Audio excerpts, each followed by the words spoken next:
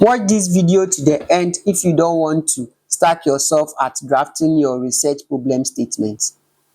And then you make sure to subscribe to Chapman Academy and you share with your friends so that they can also follow the lessons. Chapman Academy is a platform that has been created to support and advance your research writing skills. So today, I'm going to take you through how to draft your research problem statement. In drafting your research problem statement, first of all, you need to provide a brief description about the problem. So you orient your readers to understand what you are writing about and what your problem is. So for example, Africa worth about 30% of the world's mineral reserves, but there is little development in the continent. So this is the problem that you are writing about. And then after you provide your facts, you need to back it with evidence. For the fact that you are saying that Africa worth about 30% of the world's mineral reserve, who said it? Then you provide evidence to support it. So this statement or this assertion was made by the Overseas Development Institute Global 2024. It was one of their reports that they did in Botswana. Then you provide this evidence to support your facts. So in problem statement writing, any assertion that you make, you need to support it with evidence.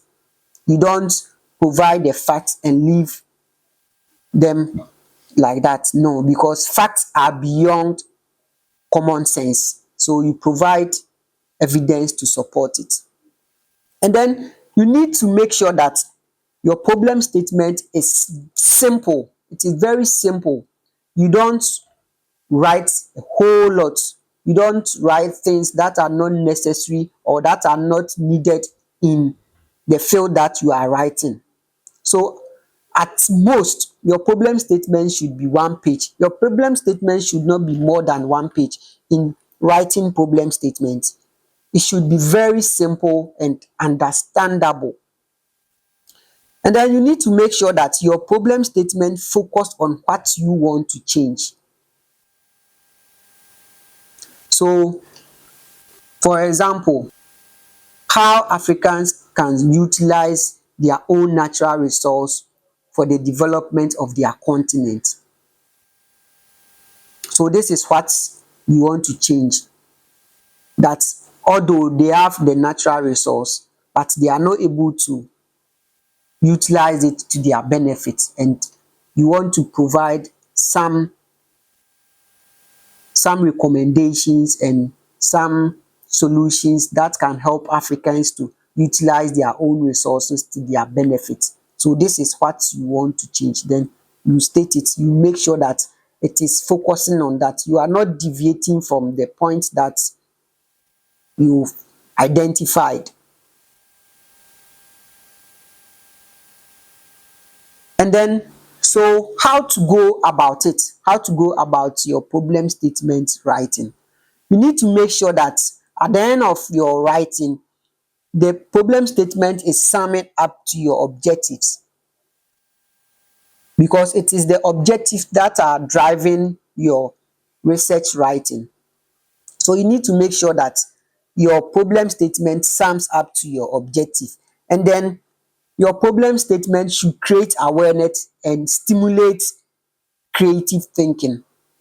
So by the time your audience reads and then they understand that Africa is having 30% of the world mineral reserves, and then there is still lack of development in or inadequate development in the continent, they should get some awareness, and then they should try to speculate about the solutions that they can also put in place so that they can bring about development in their communities. So upon reading your problem statements, it should create awareness and then stimulate creative thinking. And then also, your problem statement should not identify the solutions.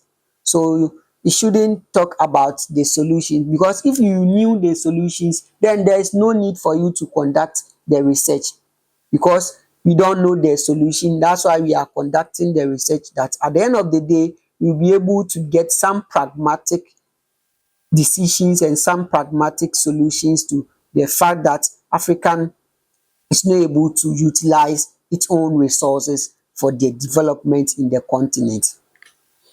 And then when you are talking about your problem statement, it shouldn't be biased toward a specific strategy. So you need to be fair, you need to be just make it clear. You don't have to support or oppose any strategy, but you need to be fair, provide the pros and cons to the strategies that you are comparing.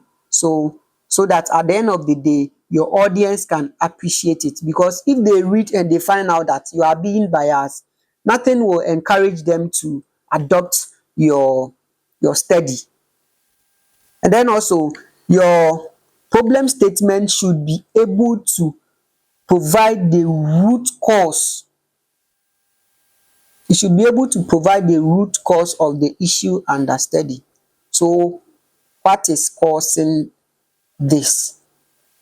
What is the cause of the fact that Africa is not able to utilize its resource to develop their own continent? So it needs to be able to provide the cause of that, so that at the end of the day, or at the end of the research writing, your project will provide the solutions to that, to the solutions to the causes of the